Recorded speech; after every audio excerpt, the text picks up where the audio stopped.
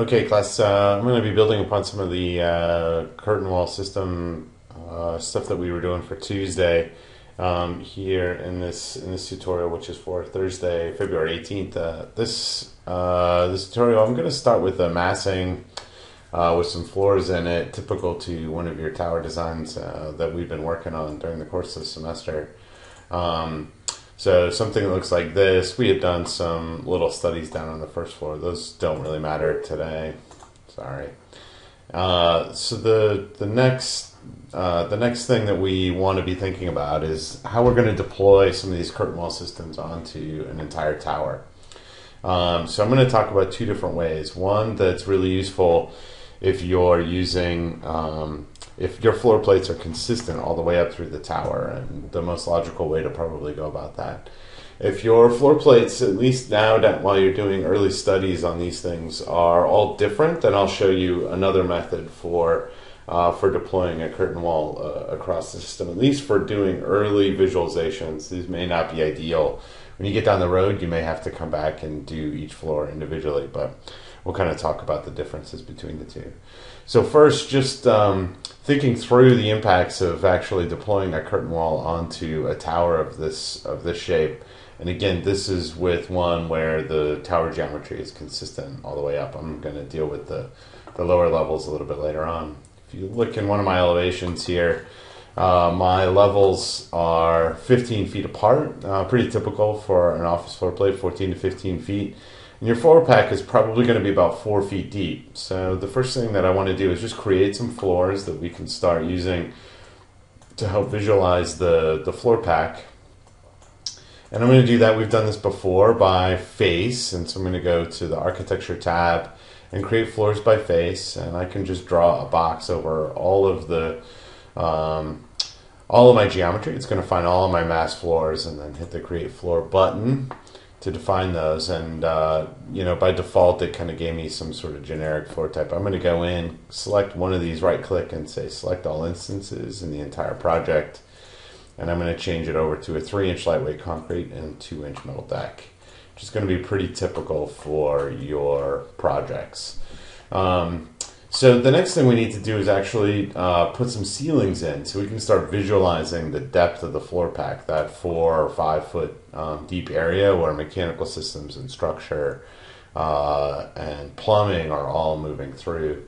I'm going to go to one of my typical floors, doesn't really matter, maybe level 10 here. And you can see that concrete texture now on the floor plate. And I'm going to go ahead and put in a ceiling. So I'm going to hit the ceiling button under architecture up here.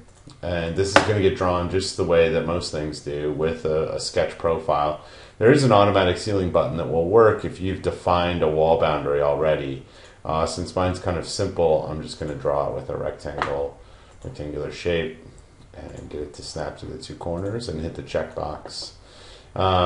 You can see here the options for that ceiling. If I tab through until I get it selected. Well, let's look at it in 3D. So here you can see that that ceiling that we've put in. The offset is typically from the floor, and so in this case, since I've got 15 feet, I'm going to go ahead and make it easy on myself and do 10-foot floor for the offset. And I'm also going to look here just to show you can do a gypboard on metal stud, which is sort of an inverted wall, right? It's got the gypboard on the outside facing down, and or some of these acoustic ceiling tile systems, which are pretty typical in an office building. So I'm just going to select a 2-foot grid of the ACT, acoustic ceiling tile, and then I'll select the one that I've got here, and I'm going to hit Control-C to copy it, and then go to Modify tab and hit Paste Align to Selected Levels. And I'm just going to go from about floor 6 on up, and I'm going to select them all and say OK.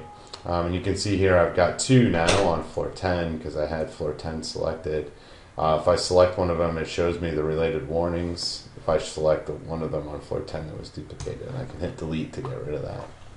So now I can get a sense of the floor pack, and the way the curtain wall is going to want to deal with this is typically to put some kind of a spandrel panel in here that's going to conceal that zone to the outside and also minimize how much solar gain I'm getting into a zone where I really don't need that much where I really don't need daylight coming in. This is going to affect the way that our curtain panel works as we go up the face of the wall. So again here, now I'm going to go to level 10 again and go ahead and draw a curtain panel wall. So I'm just going to use my curtain wall system, and I'll go ahead and snap this all the way around the perimeter of the floor plate. And then back to 3D, you can check out what that looks like. So now you can see these curtain panels that are going all the way around, and they were defined as unconnected 20-foot tall pieces. So I'm going to need to go around and change that. I'm going to control select each of them, and I can change this top constraint to be up to floor 11 instead. And it really doesn't matter which floor you pick. We're just going to use that same copy to selected levels to deploy these once we start using them. Okay, so now looking at this, looking more closely at this curtain panel, we can use some of the tools that we picked up on Tuesday to help us kind of minimize how much customization we have to do and to maximize how much impact we have in terms of the design. So I'm going to hit edit type here. I've got one of the walls selected. I'm going to go ahead and duplicate this and call it curtain wall for the tower, curtain wall tower. And I can scroll down here and kind of imagine that there's going to be certain instances where I'm going to want to use this overall kind of grid logic, and certain ones where I may not. And you know, the vertical mullions are probably all going to be consistently the same. In fact, they're going to be, I think we'll do them as 2.5 by 8 inch mullions. In which case we can select them here in the curtain wall family rather than deploying them individually. But the horizontal ones, sometimes they're going to be traditional mullions, and sometimes they're going to be one of our solar fins, the way that we worked on those solar fins the other day. Kind of a modified version of that to look at different ways you might use that kind of a system.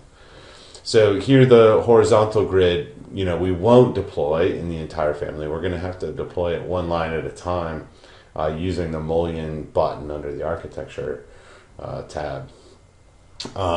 So that's here.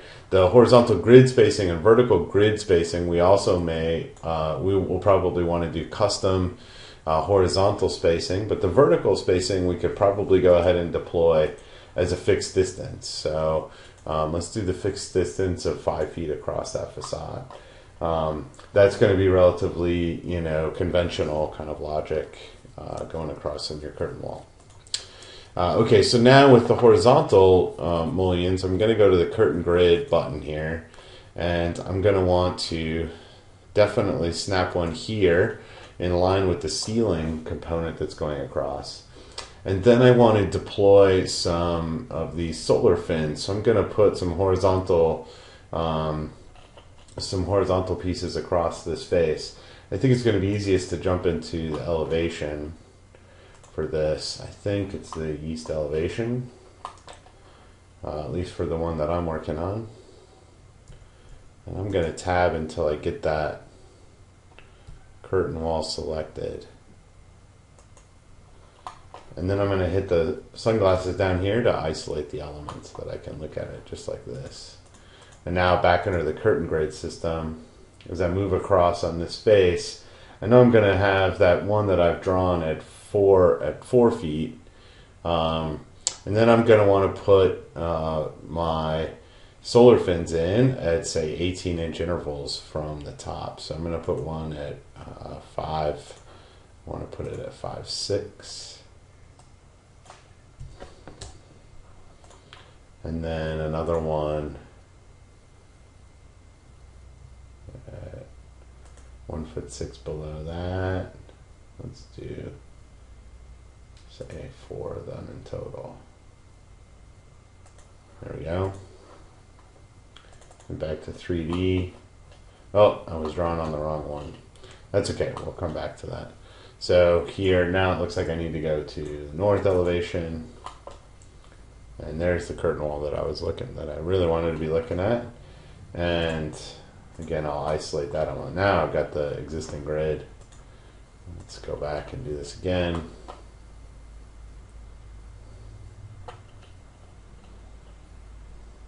I'm going to put 4 of them in.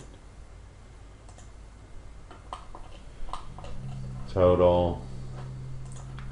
And then I can use my, oh look at that, they already snapped to the 1'6". We can use my dimensions otherwise to snap dimensions onto them and fix those distances.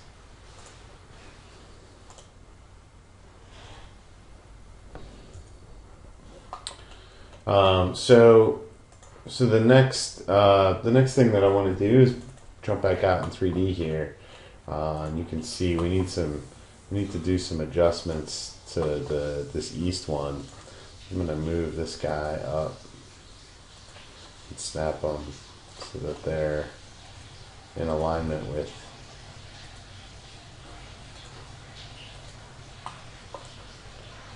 the ones I just made.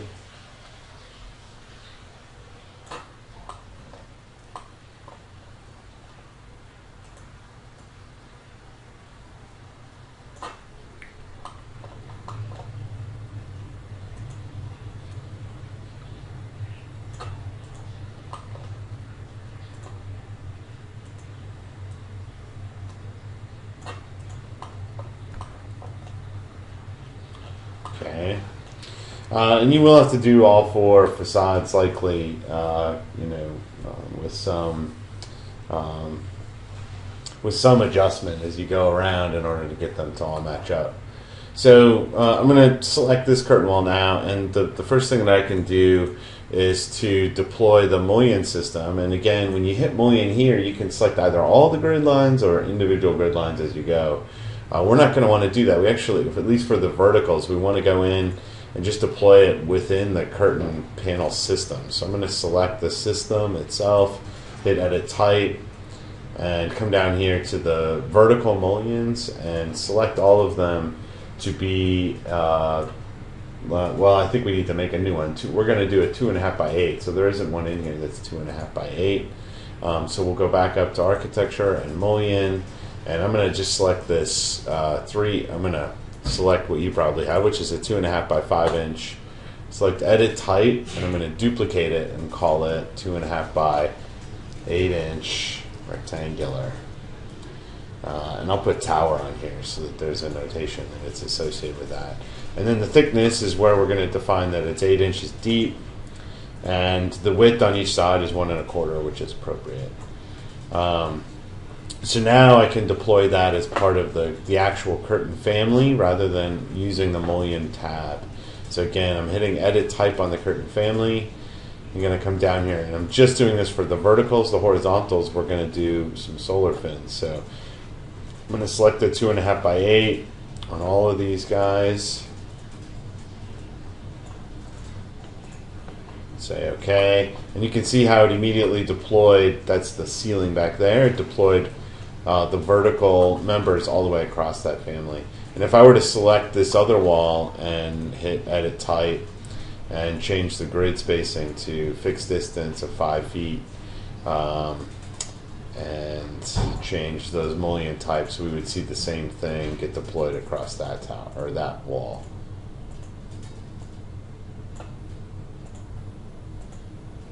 Ooh.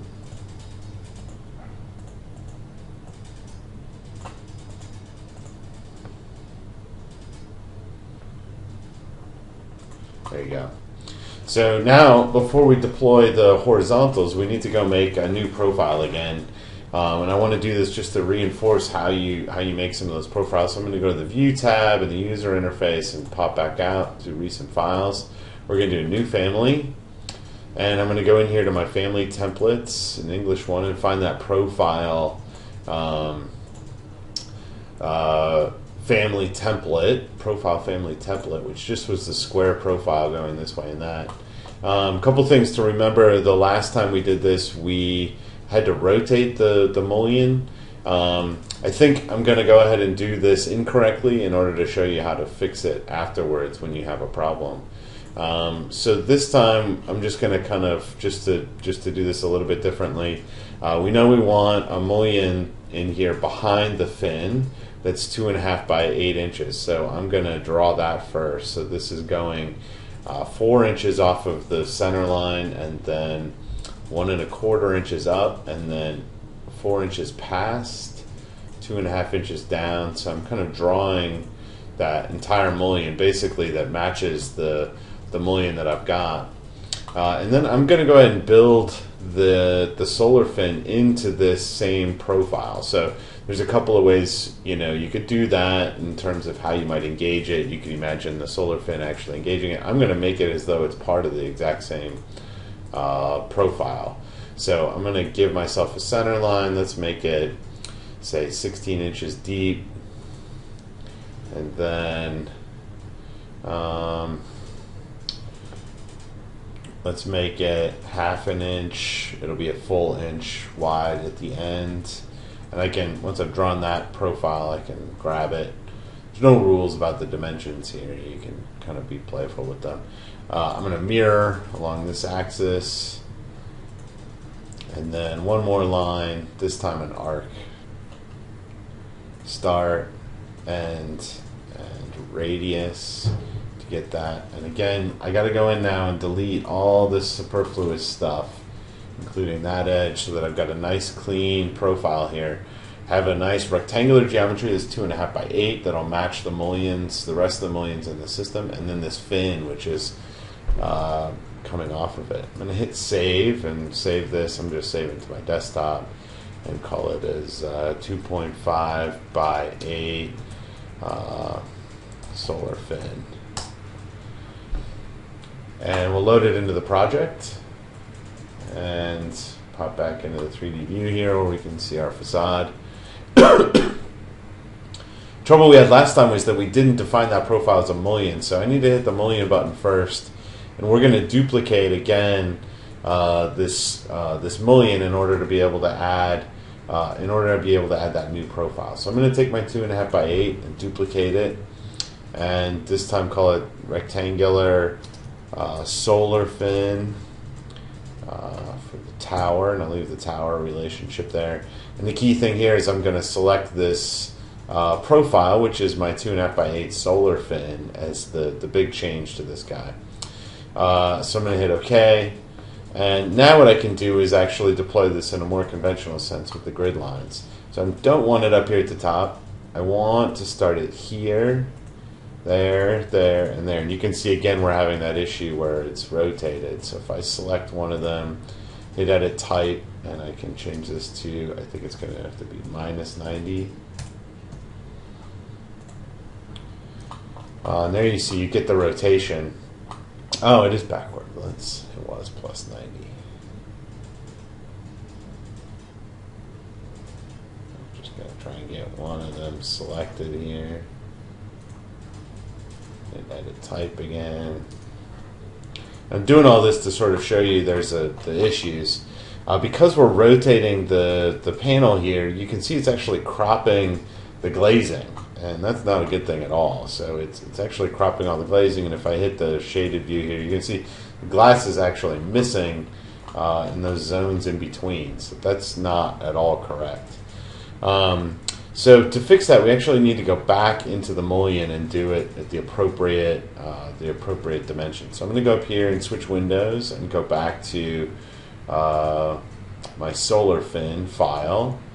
And I'm going to select this profile, and I just need to rotate it 90 degrees. So in this case, I can just hit the rotate button here, and you can see by default the rotation wants to happen at the center of a profile. Not very convenient for rotating around these reference lines, which are going to be key to making this thing work. If you click on the little blue dot there, you can actually move it over and snap it, move the reference point over and snap it to the center of your reference line. And then you can rotate it to 90 degrees. And hit save and load into project, overwrite the existing. Come back into 3D. Now again, I'm going to have to go back in here and take out the rotation that I did. So select one of them and turn it back to 0. No, I went the wrong way again. Okay, one more time just to reinforce. So we'll go to switch windows, and this needs to be pointing up. So I'll select that profile, rotate, To move it, so I'm going to click on the little blue button, swing it so that it's up. Again, hit save and load into project. You're getting good at it. And there we go. Now we've got our system and our glazing is correct all the way across. So we're still missing the horizontal mullions at these locations. So I still need to come back and hit mullion.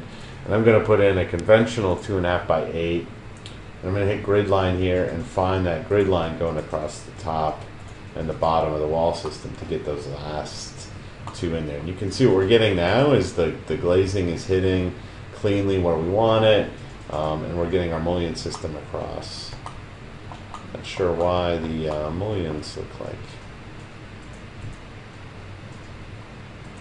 this guy. Oh, they're still the 2.5 by 8. So let's select that and see if we've got the wrong one defined down here. I do, 2.5 by 5 for the infill, so I need that to be 2.5 by 8. Say okay. There we go. Now everything's nice and clean.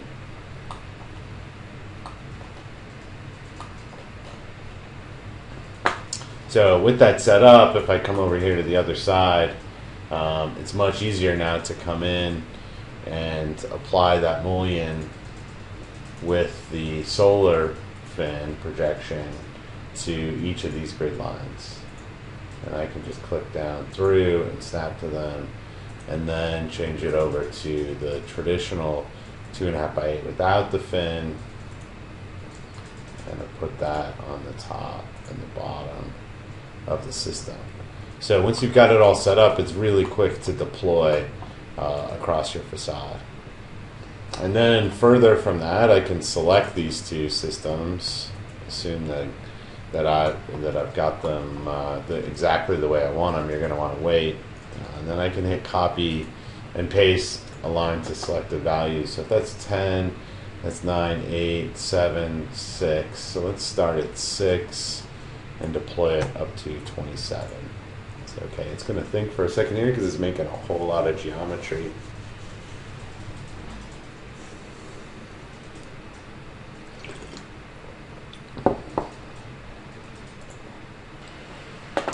Okay, so we're back. The system here you can see has been deployed across the whole facade. I get a much better effect, better sense of the effect that I'm going to have. I did forget one thing, which is the spandrel glass here is still transparent. So I'm going to undo all of that geometry and go back into this curtain wall. And I need to actually go in and change that spandrel glass into something opaque. So what I'm going to do in order to do that is get a view that's kind of sideways like this through the tower. I'm just going to draw a square right to left through it. And you can see, because of all the pins, all of those pins are indicating that I've selected some panels that are in there. And then I'm going to use the filter to actually unselect everything except for the curtain panels that I might have selected. And it looks like I'm good except for except these are going to be going floor to ceiling through there. So maybe the first thing to do is just to finish off these guys quick with some mullions. So I'm going to go with a regular solar fin. I need to put my grade lines in. I'm going to put one there just to get this cropped correctly, and one there. And then do my solar fin at that location and that one, and then my regular mullion there, and there. I'm not gonna worry about those other solar fins on these three facades. Okay, so again, to show you that, I'm gonna move through here. I'm trying to select just the zone, just the spandrel zone through my floor pack. And again, I'll select from right to left through all of that, and then come in here and use the filter to deselect everything except for those panels. And what you want to see is this, where it's just blue right in the floor pack. Now when I've got just those panels selected, I can come over here to the wall type, drop down, and I can actually kind of scroll through and define, say, a 6-inch thick. What I really want is like an 8-inch thick. So I'm going to hit edit type and duplicate and make an 8-inch deep generic. That's not letting me select it. There we go. So I've got my generic 8-inch panel selected, and then when I zoom in here, what you're going to see is I get this nice flush generic wall infill. It's still part of the curtain wall system, but it's going up the face of the panel. It's infilling those panels all the way rather than the way that the glazing does further down. Now again, I could select all of these panels. In half an hour, I've created a wall system, and I can deploy it up my tower. Again, that's only assuming that your tower geometry is the same all the way up through. So now what I want to do is look at a version of this down here where our floor plates are unique all the way up. And so there's a couple of different ways to do this. Obviously, if you draw a curtain wall here on, say, floor 4,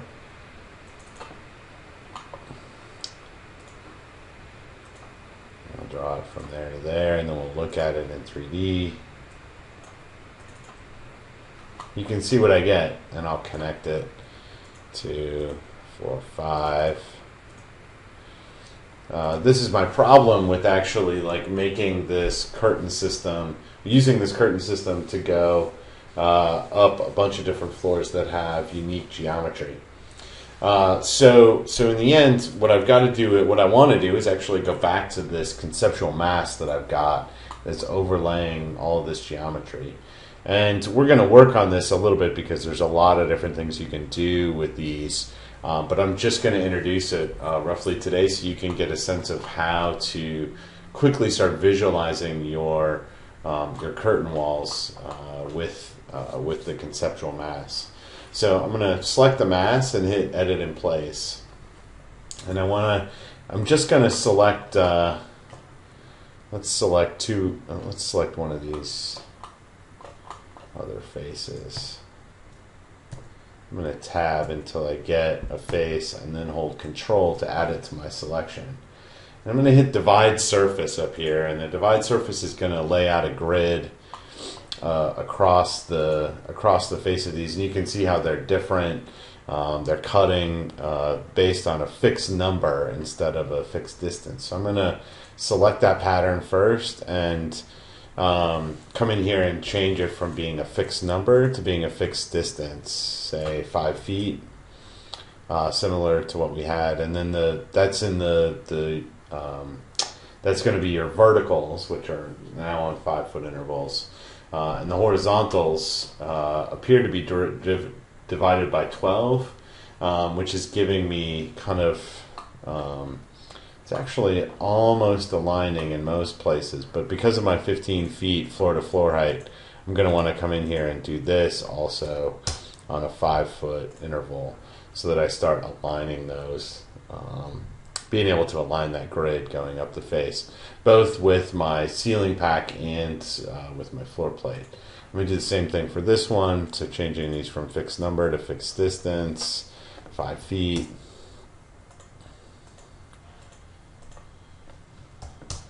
And again, this isn't going to be perfect. You're going to have some of these edges like these which are split in the middle. And the way in which this actually works out in terms of visualization is not going to be ideal for every situation, but it is a really powerful tool for quickly, again, this is about quickly iterating and visualizing what your tower could look like with a facade system applied to it. So when I select one of these, the power of this is actually here under these patterns. And what you can see is that there are offset patterns that I can deploy. There are hexagon patterns that I can deploy. I can really quickly start to do some interesting kinds of things with the geometry that underlies each of these. There's an octagon which uses diamonds and so forth. This is not letting me kind of scroll down. Let's see.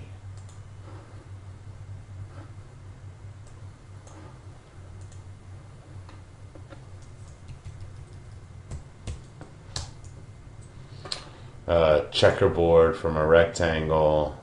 I'm trying to get just the rectangular pattern. There we go. Hopefully you can see yours and you're not having the same problem that I am. But getting this rectangular pattern deployed is what's key, because the reference points that are on each of these components are going to be what the facade system uses, that we're going to work on using what's called an adaptive component. So an adaptive, this will be really basic kinds of adaptive components, but an adaptive component allows you to quickly kind of deploy a bunch of different systems. It also, the adaptive components work really well with Dynamo. So when you start wanting to make an adaptive facade, a facade that changes based on the direction or based on the height across the facade, those sorts of things are going to be much easier to do, and we're going to keep working towards that goal as we start looking at these facade systems. So once I've got the grid deployed here, now what I need to do is go back. I'm going to hit Finish Mass, and I'm going to go back again to View and User Interface, and I'm going to open up a template. So I'm going to hit Recent Files and do New. And what I want to do is this. I want to open a curtain panel pattern based component. Curtain panel pattern based is a mouthful. So you open that up, and basically what you're going to see is this is a lot like the profile. It has some reference points, but really what it is it's actually giving you a grid pattern here that you can use for deploying geometry across the facade, even if the facade is skewing or is kind of unique as it moves up. And so the facade that's tipping on the panels that we've got, this is going to stretch the panels so that they basically line up at 15-foot height intervals moving up that facade, rather than based on something else. So the geometry that we draw here is basically going to reference, you can see when I mouse over each of these adaptive points, it goes from 1 to 2 to 3 to 4. Those 4 adaptive points are going to snap to every corner, no matter what the geometry looks like underneath. And so that when I select these kind of 4 point, or these 4 lines, all of the geometry that I make needs to reference them as I go through. So these lines can be used as kind of as lines that can be swept, and that's typically the easiest way to work with these systems.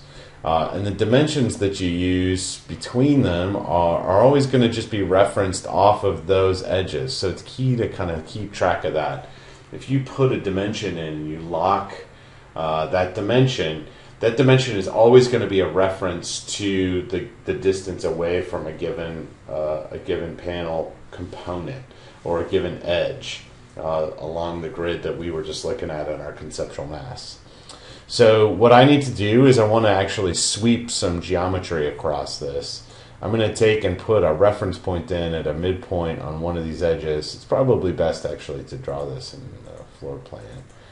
So I'll hit level 1 just so I can see that I'm on the top of this piece, and the triangular definition here will give me a point at that midpoint. If I pop back in here, I can select that point. You can see when I select it, it gives me a little reference geometry. And over here under graphics, I can say when selected, always show that reference geometry. So by default, it was set to when selected. And now what I want to do is draw a profile on that geometry.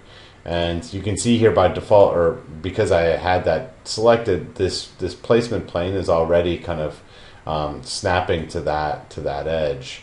And what I'm going to do is just kind of draw the same way that I did last time. 4 inches up, 1 1/4 over.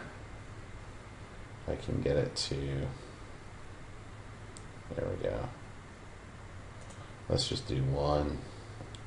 Then we'll go down 8.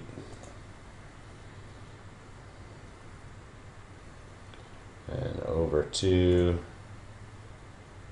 And back up.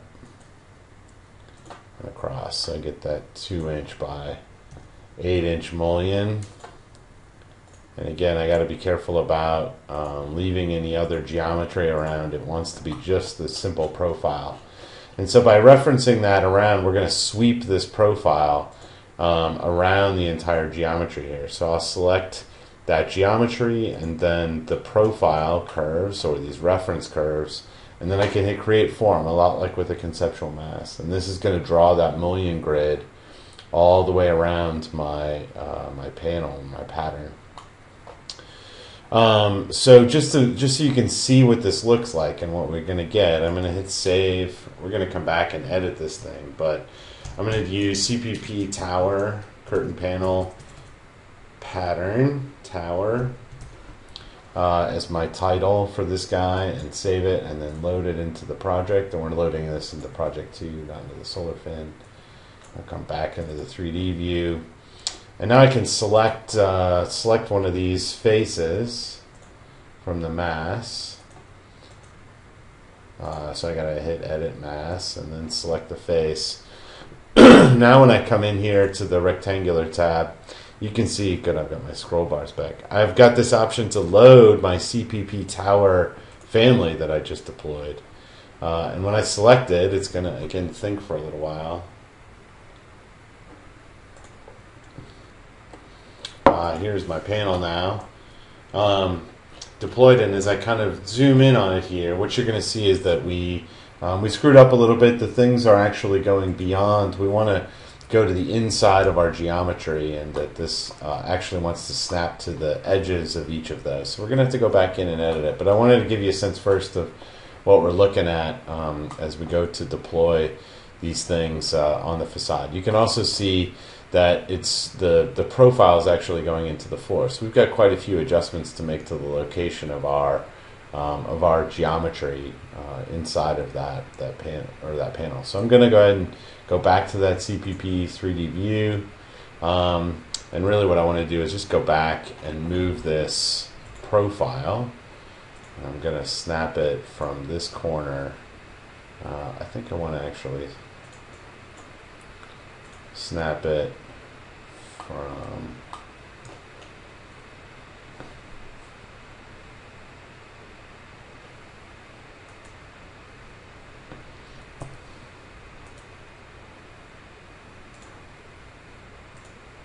that corner back to my point. So let's think about this. That profile was going into the wall. Actually, I think we need to move it from this corner up to there. There we go. So let's try that one. The other thing that we need to do is 2 inches is going to be too much because you're going to be getting 2 inches from each side of this panel. So we do want to go in here and actually edit the dimension of this. I'm going to make this or to edit the profile. I don't think that went straight. There we go.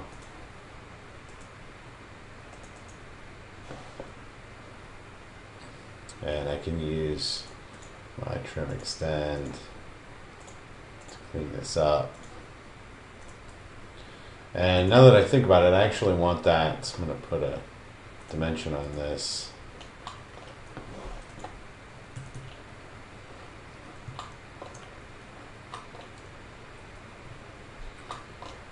I actually want it to be 1 1/4 inches, so that it's so that when we get 2 of them, the overall dimension of that mullion will be 2 1/2 inches. Delete that line. Okay, let's try this one. So now we'll select the profile and the curve. So I'm clicking in order to select the reference lines, and I'll hit create form. And let's save it and check out our results. After we load it into project 2, we'll overwrite it, and it should automatically be updating into that system. So we'll just go to the 3D view here once it's done thinking and check out the results.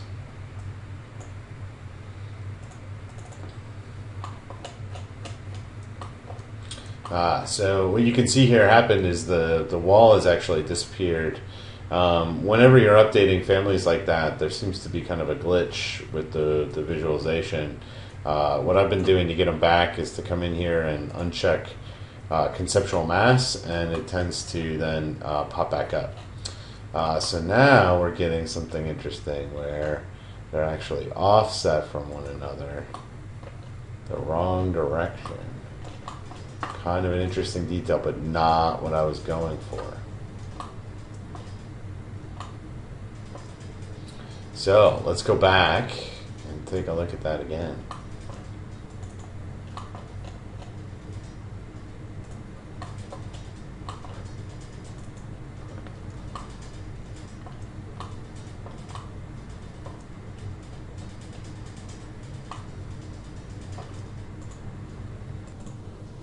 Okay, so as promised, these things are pretty sloppy, but they do have a role, I think, in terms of, especially when you've got more complex geometry, in terms of giving you a way to start visualizing your geometry. So the version of this that I think works the best is to come in, again, I'm in my curtain panel pattern-based profile. I'm going to make a point. I'm just starting over here from scratch, just to give you a good sense of this. And I'm going to select the point again and change the reference so that I can see the plane always. So show reference always. And I'm going to draw a rectangle that goes to the outside of this. That again is 2 1/4 by 8 inches deep. So there's one that's 2 by 8. And then I can come in here and either put a dimension on it,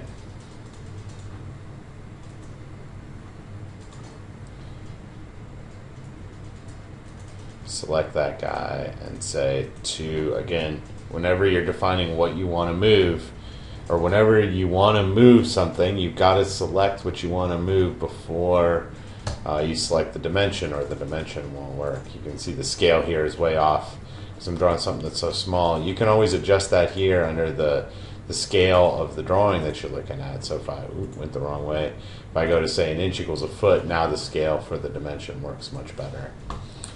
So referencing that to the outside and then control clicking the rest of the reference panels, create form.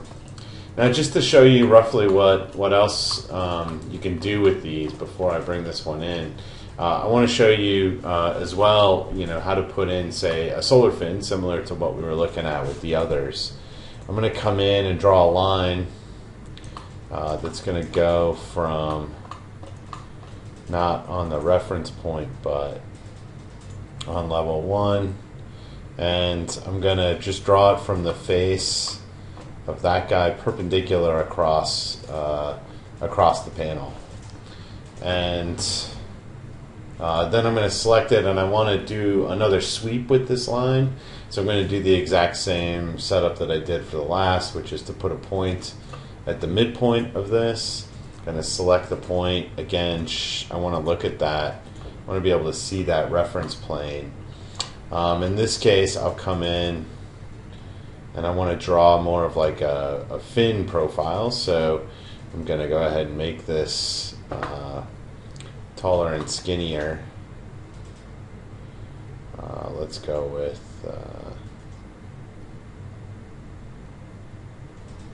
22 by 2 1/4, and then I'll draw kind of a cut in it, and I'll use the trim extend to trim that guy.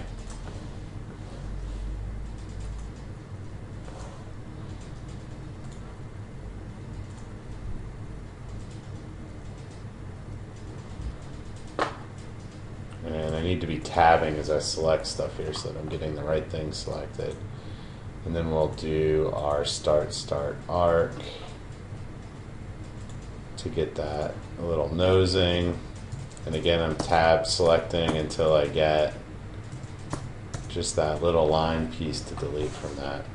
So I use this profile and this line. I control click the two of them and then hit create form again.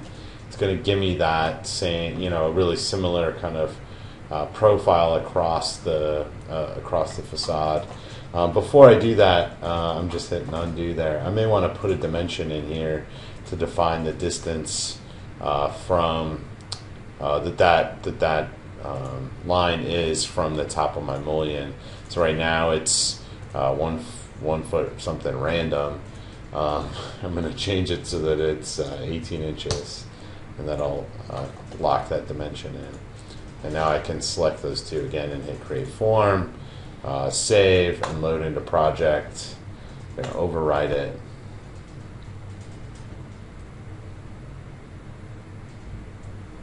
A little bit more geometry to create this time, so it's thinking a little harder. Go into my 3D view. And again, it's coming up missing every time. Hit VG for visibility graphics. So you literally just hit the letters V and then G. And I just keep flipping this conceptual mass on and off. It looks like my fin got, wow, it really blew it up this time. That's kind of interesting. So the fin didn't get snapped to the rest of the grid system. So I'm going to go in and see if I can't fix that. So what I'm doing here in the conceptual mass, I'm just trying to save some time for you in the video, is this line needs to be snapped and locked to the reference line. And down here in the lower left, you can see that it's snapping to a reference line in the curtain wall pattern family. And I'm going to hit the little lock button to snap to it, and hopefully that'll keep this solar fin locked to the interior geometry of this. So now that I hit the create form, the form is based on the line that I drew, and the line should be locked to those reference lines that determine the outside of this panel. As you make these conceptual masses, or these curtain panel patterns, they can be really finicky about what's snapped and what isn't snapped to a particular piece of geometry.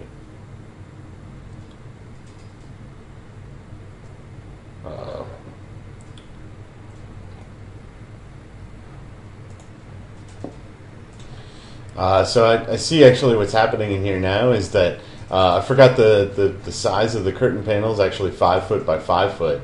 And so we were roughly 5 foot by 5 foot, and so we were setting these solar tiles to actually be, or these solar panels to be 5 foot from the top of the. Oh no, we said 18 inches. What is going on there? They're actually appropriate. They're kind of sliding and getting tied to the side.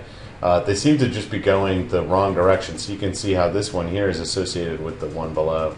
Anyway, we'll keep working on these. I just want you to try drawing out one of the square profiles associated with the reference lines in those, and we're going to be working on it for the next couple of days. So we'll get this locked down. Okay, thanks.